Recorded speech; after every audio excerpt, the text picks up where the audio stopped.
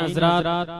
آپ سن رہے ہیں Rizvi network international Islamic website بفیض روحانی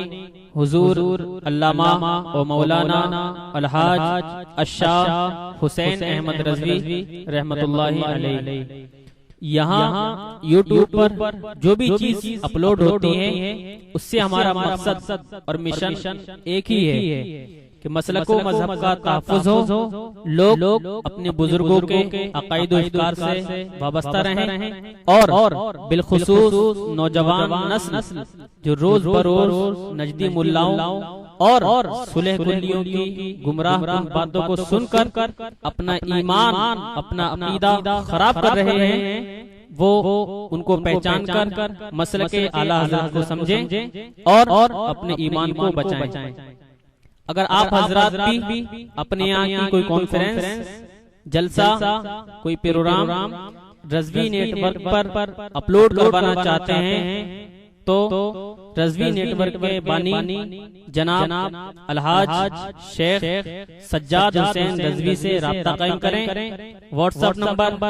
7878574416۔ الحمد لله نحمده ونستعينه ونستغفره ونؤمن به ونتوكل عليه ونعوذ بالله من شرور أنفسنا ومن سيئات أعمالنا، من يهده الله فلا مضل له ومن يضلله فلا هادي له، ونشهد أن لا إله إلا الله وحده لا شريك له، ونشهد أن سيدنا ومولانا محمدا عبده ورسوله، أرسله بالحق بشيرا ونذيرا، صلى الله تعالى على خير خلقه سيدنا محمد وآله وصحبه أجمعين، أما بعد فأعوذ بالله من الشيطان الرجيم، بسم الله الرحمن الرحيم، واتبع سبيل من أناب إلي، صدق الله مولانا العظيم، وبلغنا رسوله النبي الكريم، إن الله وملائكته يصلون على النبي، يا أيها الذين آمنوا صلوا عليه وسلموا تسليما، اللهم صل على سيدنا ومولانا محمد معدن الجود والكرم وآله وبارك وسلم، صلاة وسلاما عليك يا سيدي يا رسول الله۔ محترم حضرات، حمد الصلاۃ کے بعد قرآن مجید فرقان حمید 21ویں پارے سورہ لقمان سے ایک آیت مقدسہ کا حصہ تلاوت کرنے کا شرف حاصل کیا گیا۔ قبل اس کے کہ متذکرہ آیت قرآنیہ کے تحت کچھ عرض کیا جائے، اللہ تبارک و تعالی سے دعا ہے کہ وہ اپنے پیارے حبیب لبیب نبی کریم رؤوف الرحیم علیہ افضل الصلاۃ والتسلیم کے صدقے و طفیل مجھے حق کہنے کی توفیق عطا فرمائے۔ ہم تمام مسلمانوں کو اللہ تبارک و تعالی حق سن کر حق کو قبول کرنے کی اور اس پر عمل کرنے کی توفیق عطا فرمائے۔ حضرات محترم،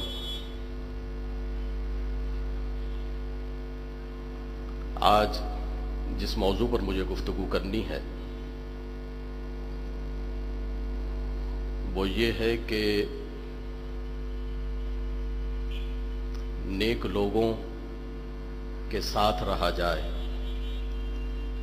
بزرگان دین کے ساتھ رہا جائے، اللہ تبارک و تعالیٰ کے اولیاء کرام کے ساتھ رہا جائے، ان کی صحبت اختیار کی جائے، یعنی اچھی صحبت اختیار کی جائے اور بری صحبت سے بچا جائے۔ اسی میں ہمارے لیے دنیا اور آخرت کی بھلائی ہے۔ جو آیت مقدسہ میں نے تلاوت کی، ارشاد باری تعالیٰ ہوا وَاتَّبِعْ سَبِيلَ مَنْ أَنَابَ إِلَيَّ، کہ اس کی راہ چل جو میری طرف رجوع لایا، یعنی اس کی پیروی کر، اس کے ساتھ ہو جا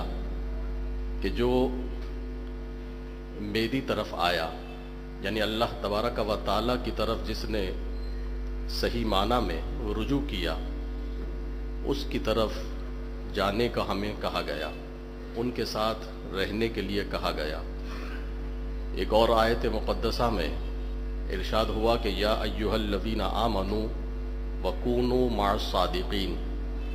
اے ایمان والوں سچوں کے ساتھ ہو جاؤ۔ ایک اور جگہ پر ارشاد ہوا اور ہمیں یہ تعلیم دیا گیا کہ ہم اس طرح دعا کیا کریں۔ سورہ فاتحہ میں جسے ہم روزانہ کئی مرتبہ تلاوت کرتے ہیں کہ اہدنا الصراط المستقیم، ہمیں سیدھا راستہ چلا۔ کن کا راستہ؟ صراط الذین انعمت علیہم، راستہ ان کا جن پر تو نے انعام کیا۔ اور اللہ تبارک و تعالیٰ کس پر انعام کرتا ہے؟ اللہ تبارک و تعالیٰ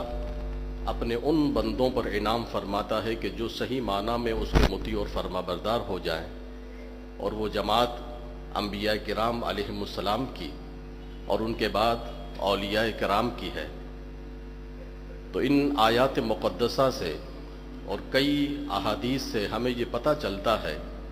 کہ اللہ تبارک و تعالیٰ یہ چاہتا ہے کہ مسلمان سچوں کے ساتھ ہو جائیں، نیک لوگوں کے ساتھ ہو جائیں، اچھی صحبت اختیار کریں اور بری صحبت سے پرہیز کریں۔ اب آئیے اس موضوع پر گفتگو کرنا کیوں ضروری ہے کہ آج کے اس دور میں ہم دیکھتے ہیں کہ بہت سے لوگ بدعقیدہ ہو گئے، لیکن اپنی بدعقیدگی کو چھپاتے ہیں اور ہمارے ساتھ ہمارے جیسے بن جاتے ہیں اور ہم ان کی بات ماننے لگ جاتے ہیں۔ اور بہت سے لوگ کہ جن کی بدعقیدگی کا ہمیں علم ہے، اس کے باوجود آج ہمارا معاشرہ اس طرف چل گیا کہ ہم باوجود اس کے کہ جانتے ہیں کہ ان کا عقیدہ درست نہیں ہے، وہ گمراہی کی طرف ہیں، اس کے باوجود ہم ان سے ناطہ نہیں توڑتے اور ہم ان کے ساتھ لگ جاتے ہیں۔ ہم شادی بیاہ بھی کرنے لگ جاتے ہیں اور نہیں دیکھتے کہ جہاں ہم لڑکی دے رہے ہیں وہ عقیدے کے اعتبار سے درست ہے یا نہیں ہے، اس کا تعلق اللہ والوں سے ہے یا نہیں ہے۔ ہم ان چیزوں کو آج کے دور میں عزیزان محترم نہیں دیکھتے۔ تو ضرورت اس بات کی ہے کہ قرآن اور حدیث میں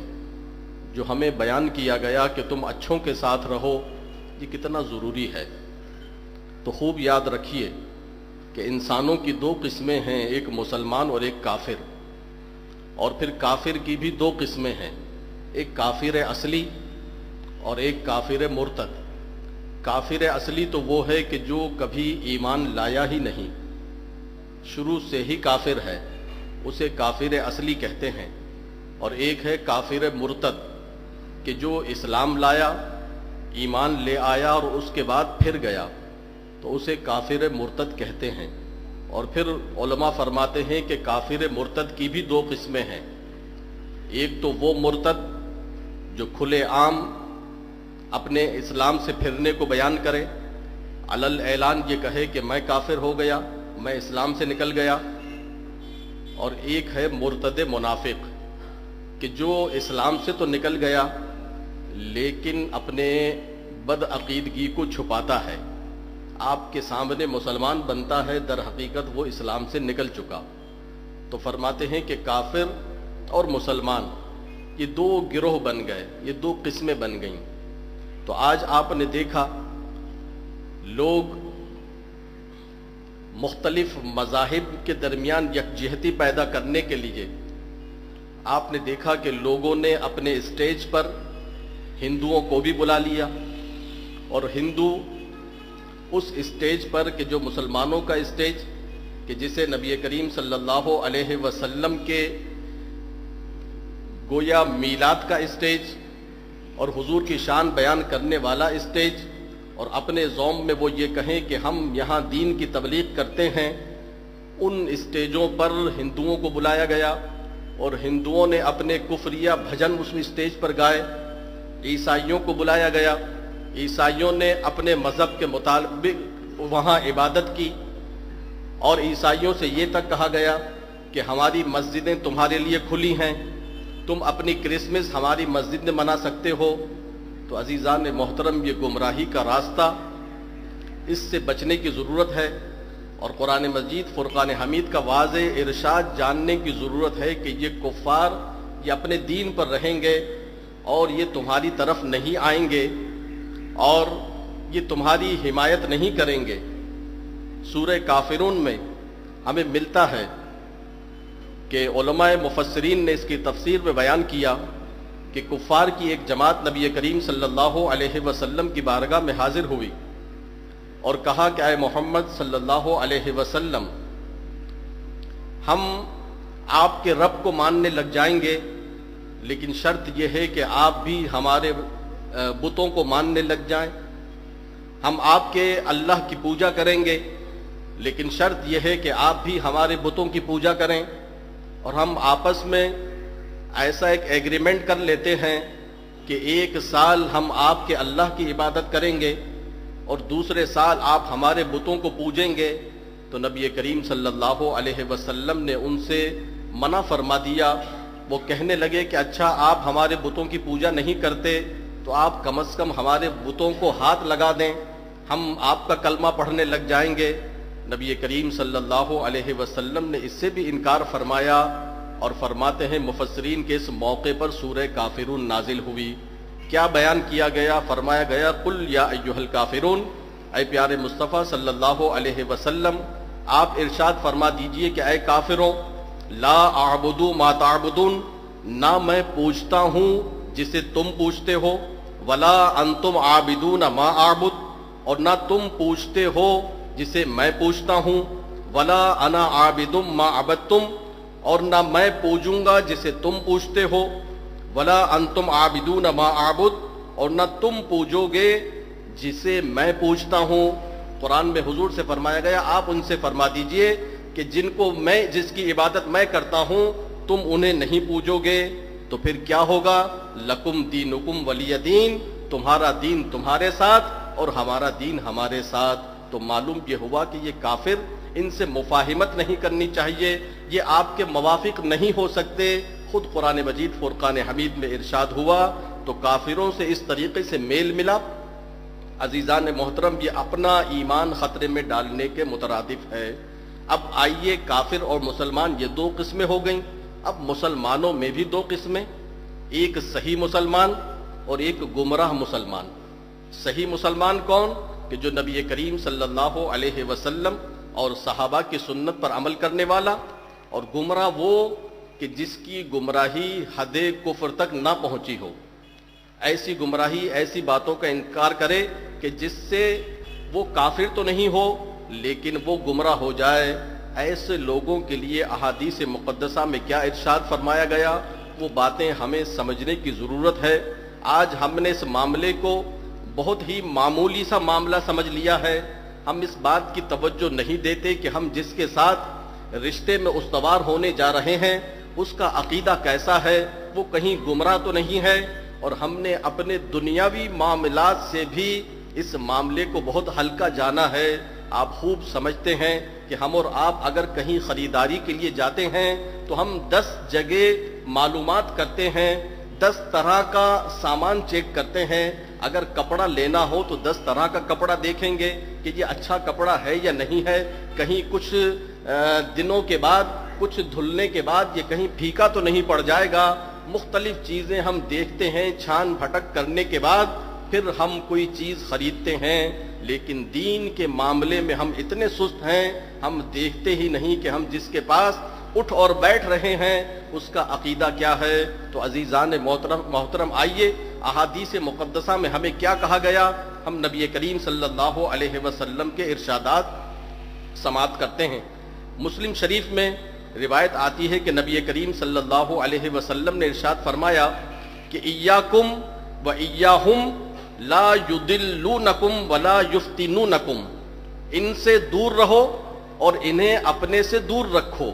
وہ تمہیں گمراہ کر دیں گے، وہ تمہیں فتنے میں ڈال دیں گے۔ یہ کون لوگ ہیں؟ جو گمراہ لوگ ہیں، جو اپنے آپ کو مسلمان کہہ کر ایسے عقائد کی طرف جا رہے ہیں کہ جو گمراہی کا راستہ ہے، جو انہیں کفر تک لے جانے والا ہے۔ تو ایسے لوگوں سے بچنے کی ضرورت ہے۔ حضرت انس رضی اللہ تعالی عنہ سے روایت ہے، آپ فرماتے ہیں کہ نبی کریم صلی اللہ علیہ وسلم نے ارشاد فرمایا کہ جب تم کسی بد مذہب کو دیکھو تو اس سے ترش روی سے پیش آؤ، یعنی اس سے پیار محبت کی بات مت کرو، اس سے ایسی بات کرو کہ بس جو معاملہ ہے وہ معاملہ ہو اور اس کے بعد وہ رخصت ہو جائے۔ تو فرماتے ہیں کہ ان سے ترش روی سے پیش آؤ، اس لیے کہ بد مذہب یہ اللہ تبارک و تعالیٰ کے دشمن ہیں۔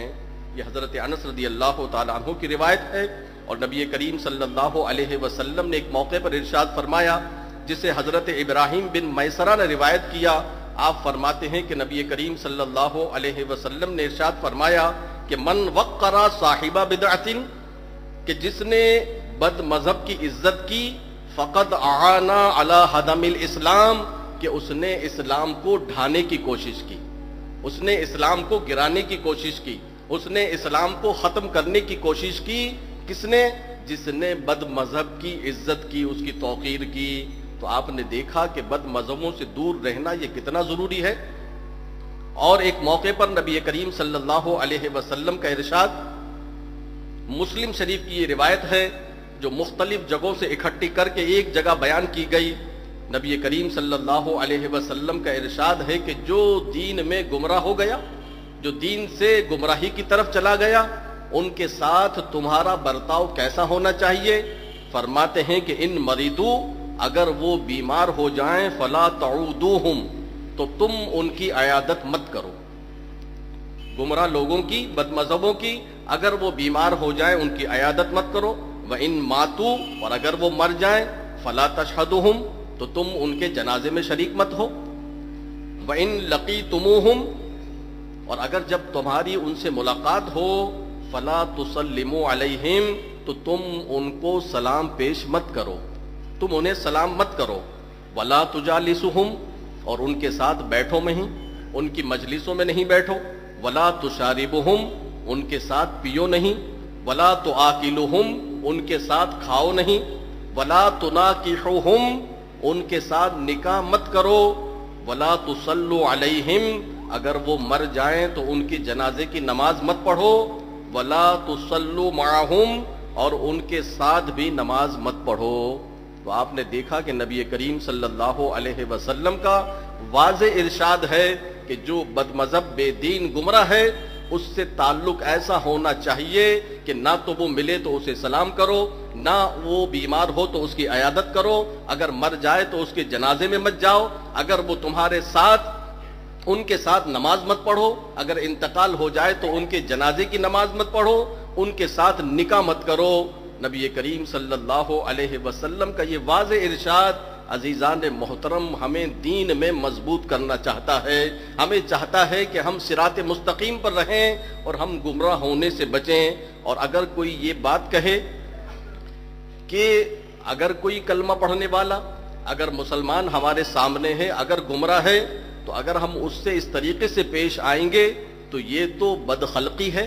یہ تو بد اخلاقی ہے۔ اخلاقیات تو ہمیں یہ سکھاتی ہیں کہ کہ اپنے ملنے والے سے ہم اچھے طریقے سے ملیں، اپنے ملنے والے کو سلام کریں، اپنے ملنے والے کے گویا ان کی مجلس میں ہم بیٹھیں، ان کو اپنے پاس بٹھائیں، اور یہ تو بد اخلاقی ہے۔ تو عزیزان محترم خوب یاد رکھیے کہ یہ بد اخلاقی نہیں بلکہ یہ تو عین اخلاق ہے۔ حضرت مجدد الفسانی رحمۃ اللہ تعالی علیہ نے اپنے مکتوبات میں ارشاد فرمایا، آپ کا مکتوب نمبر 163 ہے، آپ فرماتے ہیں کہ اللہ تبارک و تعالیٰ نے اپنے حبیب سے فرمایا کہ وغلط علیہم، کہ کافروں پر سختی کرو۔ حضور سے یہ کہا گیا کہ کافروں پر سختی کرو، تو رسول خدا تو خلق عظیم پر فائز ہیں، آپ کے لیے تو کہا گیا کہ آپ کے اخلاق حسنہ تو بڑے عظیم ہیں، آپ تو بلند اخلاق کے پر فائز ہیں۔ تو حضرت مجدد الفسانی فرماتے ہیں کہ کافروں پر شدت سے پیش آنا اور ان پر سختی کرنا یہ اللہ تبارک و تعالیٰ کا ارشاد ہے، اور یہ بد اخلاقی نہیں بلکہ یہ عین خلق عظیم ہے، یہ عین خلق عظیم ہے، اس لیے کہ اس سے ہمارا ایمان وابستہ ہے، اس سے ہمارا اسلام وابستہ ہے۔ اگر ہم گمراہ اور بد مذہبوں سے اگر ایسا تعلق رکھتے ہیں پیار و محبت کا، تو اندیشہ ہے کہ ہمارا ایمان ضائع ہو جائے گا۔ اور فی الواقع صحابہ کرام علیہم الرضوان نے اسی طریقے کو اپنا کے رکھا۔ اعلیٰ حضرت فاضل بریلوی نے ملفوظات میں ایک جگہ بیان کیا کہ حضرت عمر رضی اللہ تعالی عنہ مسجد نبوی شریف میں جب تشریف لے گئے، آپ نے دیکھا ایک شخص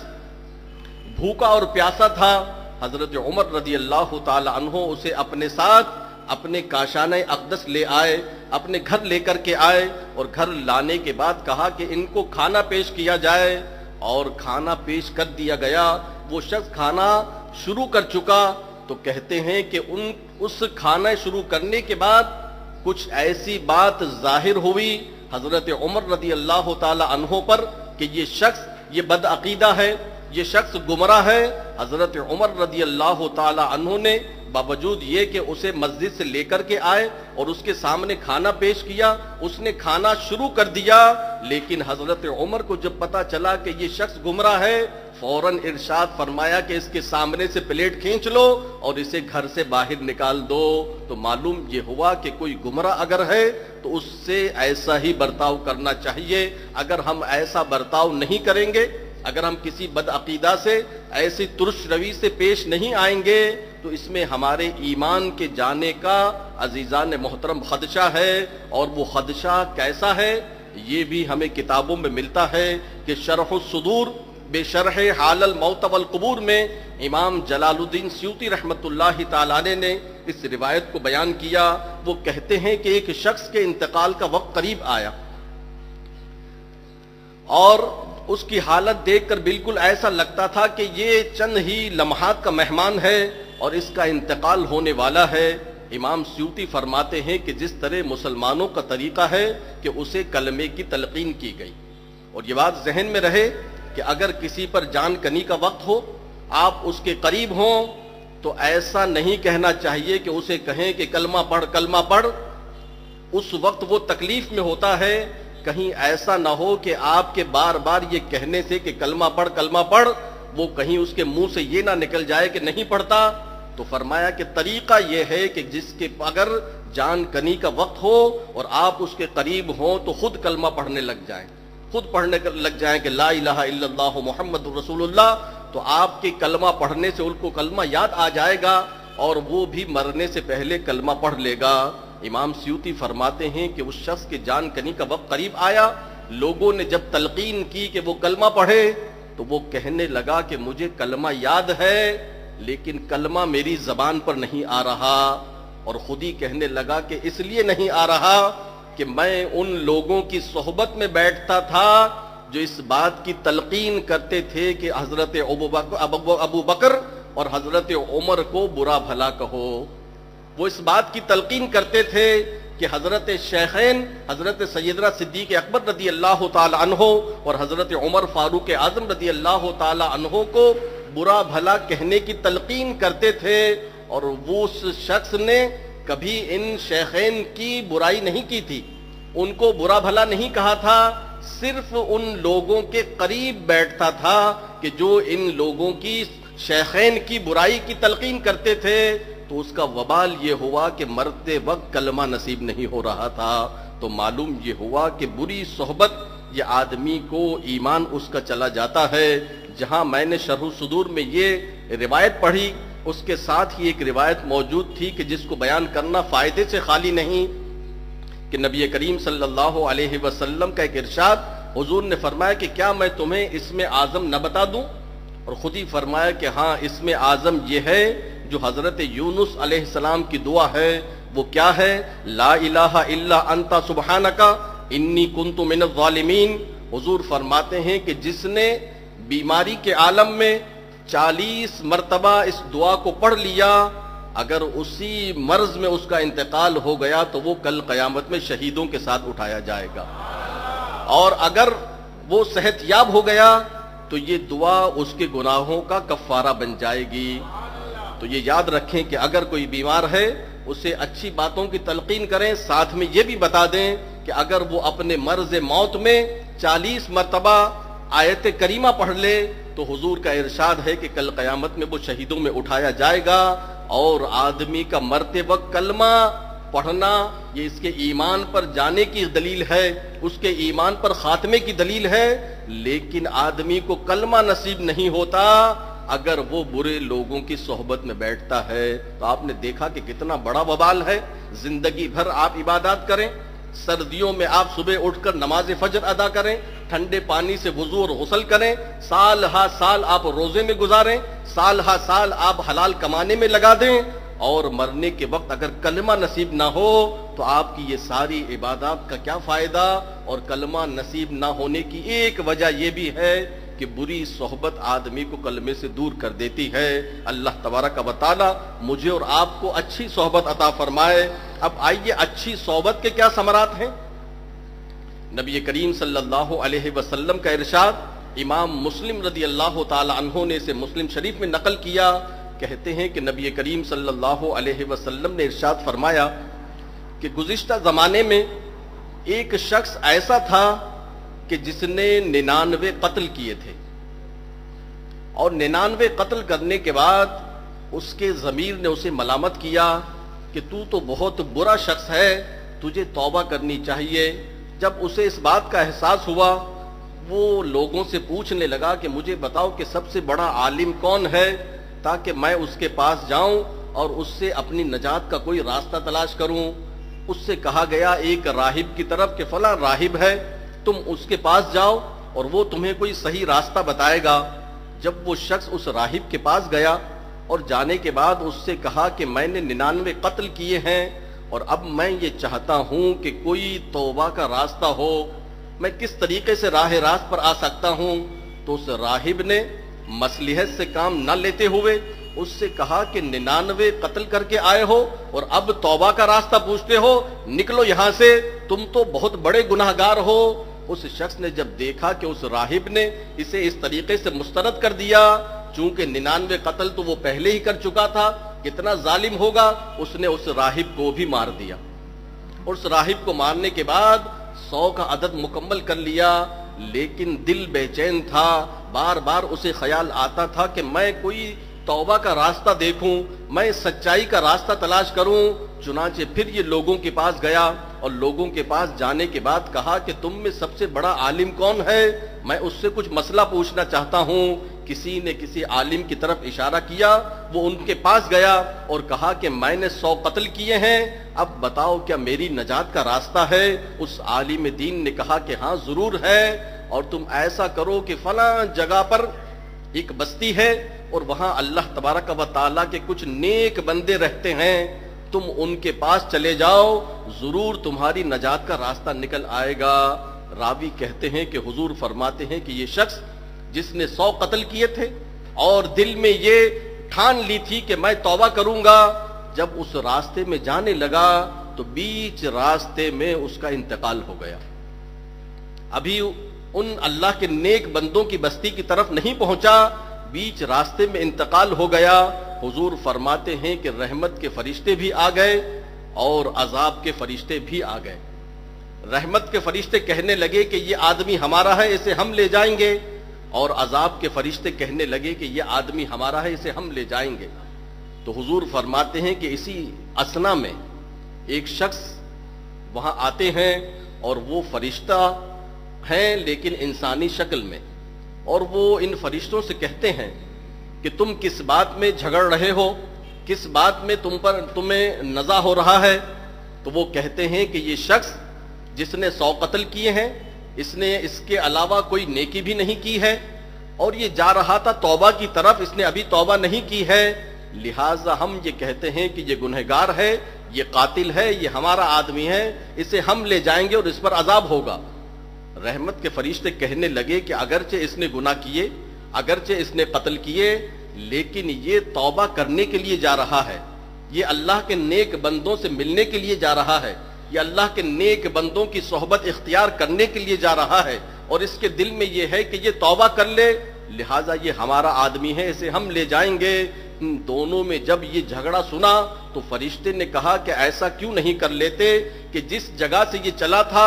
اور جہاں اس کا انتقال ہوا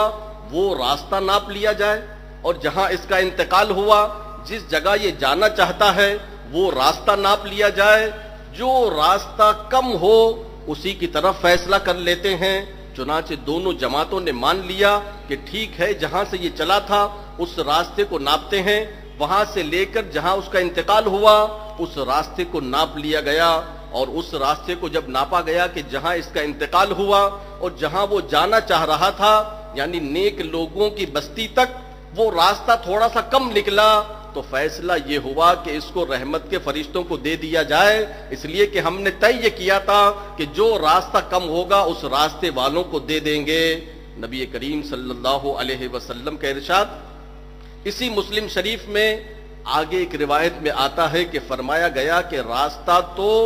وہ کم تھا جہاں سے وہ چلا تھا، لیکن اللہ تبارک و تعالیٰ کی رحمت اس پر ہو گئی اور رب کریم نے زمین کو حکم دیا کہ سمٹ جا، یعنی وہ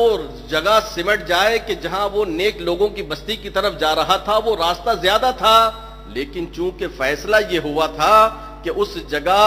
پر فیصلہ ہوگا جو جگہ کم ہوگی، تو اگرچہ وہ فاصلہ زیادہ تھا لیکن اللہ تبارک و تعالیٰ نے اس پر کرم کیا اور اس سے زمین کو حکم دیا کہ زمین سمٹ جا، وہ زمین کم ہو گئی اور اس کی نجات ہو گئی۔ علماء نے بڑا عجیب نقطہ بیان کیا، وہ فرماتے ہیں کہ دیکھو وہ آدمی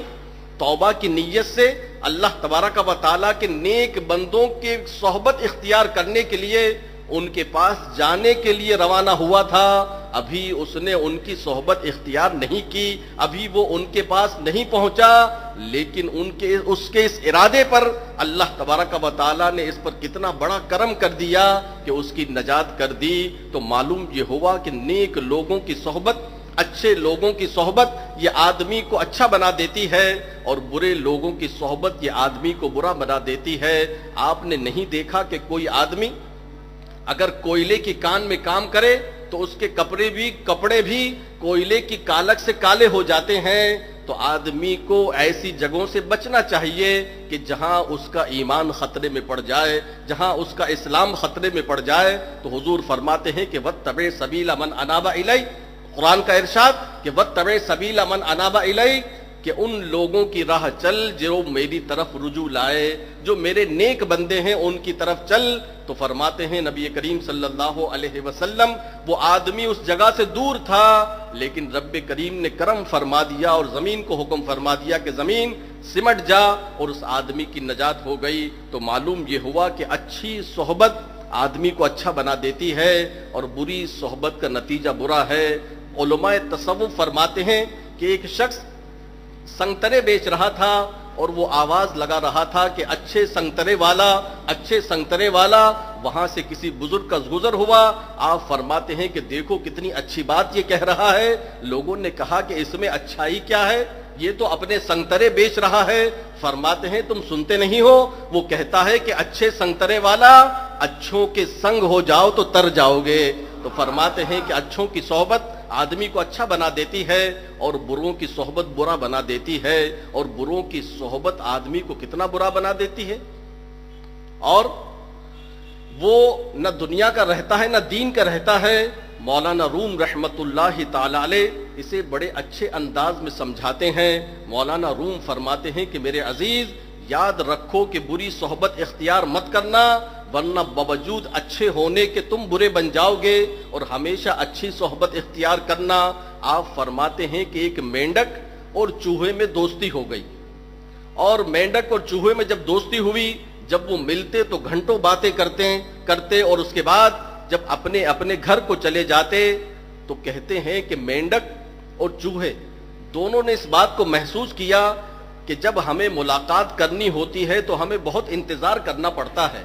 مینڈک نے کہا کہ جب مجھے تم سے ملنا ہوتا ہے تم اپنے بل کے اندر ہوتے ہو اور میں تمہارے بل کے اندر نہیں آ سکتا، مجھے گھنٹوں انتظار کرنا پڑتا ہے تمہارے آنے کا، اور جب تم آؤ تو پھر ہم ملتے ہیں۔ چوہے نے بھی یہی کہا کہ جب مجھے تم سے ملنا ہوتا ہے تو تم پانی کے اندر ہوتے ہو، میں پانی کے اندر نہیں آ سکتا، تو کوئی راستہ ایسا نکالتے ہیں کہ جب ہمیں ملاقات کرنا ہو، جب ہمیں آپس میں ایک دوسرے سے ملنا ہو تو ہم بآسانی ایک دوسرے سے ملاقات کر لیں۔ تو کہتے ہیں کہ دونوں نے آپس میں یہ طے کیا کہ ہم ایک دھاگا لیتے ہیں، ایک ڈوری لیتے ہیں، اور مینڈک نے کہا کہ میں اسے اپنے پیر میں باندھ لیتا ہوں، اور چوہے سے کہا کہ تم اسے اپنے پیر یا اپنی دم میں باندھ لو، اور اس ڈوری یہ بندھی رہے گی۔ چوہے سے کہا کہ جب تمہیں مجھ سے ملنا ہو تم اس ڈوری کو ہلانا، میں پانی سے باہر آ جاؤں گا، اور مینڈک نے کہا کہ جب مجھے تم سے ملنا ہوگا میں ڈوری ہلاؤں گا، تم بل سے باہر آ جانا۔ مولانا روم فرماتے ہیں کہ دونوں کی یہ ترکیب بہت کام آئی، اور جب ملنا ہوتا ایک دوسرے سے تو ڈوری ہلا لی جاتی اور دونوں باہر آ جاتے، ایک دوسرے سے پیار و محبت کی باتیں کرتے۔ مولانا روم فرماتے ہیں کہ جب یہ چوہے اور مینڈک آپس میں ایک دن دریا کے کنارے بات چیت کر رہے تھے، اوپر سے کسی چیل نے جب دیکھا کہ چوہا موجود ہے، چیل فوراً نیچے آئی اور آنے کے بعد اس نے چوہے کو پکڑ لیا، اور چوہے کو پکڑ کر وہ اوپر ہوا میں اڑنے لگی۔ تو چونکہ مینڈک اس چوہے کی دم سے بندھا ہوا تھا، مینڈک ہوا میں لٹکنے لگا۔ مولانا روم فرماتے ہیں کہ لوگوں نے جب دیکھا کہ ایک چیل ہوا میں پرواز کر رہی ہے اور ایک مینڈک لٹک رہا ہے، لوگ حیران ہوئے کہ چیل مینڈک کا شکار تو کرتی نہیں، تو پھر یہ آج چیل نے مینڈک کا شکار کیسے کر لیا؟ مولانا روم فرماتے ہیں کہ ایک شخص نے جو ان کی دوستی سے واقف تھا، اس نے کہا کہ بات دراصل یہ ہے کہ چیل جو ہے وہ مینڈک کا شکار نہیں کرتی، چیل نے تو چوہے کا شکار کیا ہے، اور چونکہ یہ مینڈک چوہے کی دم سے بندھا ہوا ہے، چونکہ یہ مینڈک چوہے کی صحبت میں بیٹھتا تھا، چونکہ یہ مینڈک چوہے کا دوست تھا، لہٰذا جب چوہے پر مصیبت آئی تو اب یہ مینڈک ہوا میں لٹک گیا، اور اس کا حال یہ ہو گیا کہ بقول شخص سے نہ خدا ہی ملا نہ وصال صنم، نہ ادھر کے رہے نہ ادھر کے رہے، نہ تو زمین پر ہے نہ تو آسمان پر ہے، اور ہوا میں لٹک رہا ہے۔ مولانا روم رحمت اللہ تعالی علیہ یہ واقعہ بیان کر کے سمجھاتے ہیں کہ میرے عزیز، اچھوں کی صحبت اختیار کر، دیکھ اگر برے کی صحبت اختیار کرے گا تو تیرا حال بھی اسی مینڈک کی طرح ہو جائے گا، نہ تو زمین پر ہوگا نہ تو آسمان میں ہوگا، اور ہوا میں لٹک جائے گا۔ تو چوہے کی صحبت نے مینڈک کو اس حال پر پہنچایا۔ مولانا روم فرماتے ہیں میرے دوست، اگر تو چاہتا ہے کہ تیرا دین سلامت رہے، اگر تو چاہتا ہے کہ تیرا ایمان سلامت رہے، تو اچھوں کی صحبت اختیار کر، اس لیے کہ اچھوں کی صحبت ہی تجھے نجات کی طرف لے جائے گی، اور اگر بروں کی صحبت تو نے اختیار کی تو تیرا وہی حال ہوگا۔ اور میں نے جیسا احادیث مقدسہ کی کتابوں سے آپ کے سامنے بیان کیا، اور امام سیوطی کا وہ واقعہ بیان کیا کہ جو انہوں نے فرمایا کہ ایک آدمی کے جب انتقال کا وقت قریب آیا، کلمہ تلقین کرنے کے باوجود اس کی زبان پہ نہیں آ رہا تھا، اور لوگوں سے کہا کہ لوگوں مجھے کلمہ یاد ہے لیکن اس لیے نہیں آ رہا کہ میں ان لوگوں کی صحبت میں بیٹھتا تھا جو حضرت ابو بکر صدیق اور حضرت عمر کو برا بھلا کہتے تھے۔ تو آپ نے جانا کہ بری صحبت کا نتیجہ کتنا برا ہے۔ اللہ تبارک و تعالی مجھے اور آپ کو اچھی صحبت اختیار کرنے کی توفیق عطا فرمائے، اور بری صحبت سے اللہ تبارک و تعالی ہم مسلمانوں کو محفوظ فرمائے۔ وآخر دعوانا ان الحمد للہ رب العالمین۔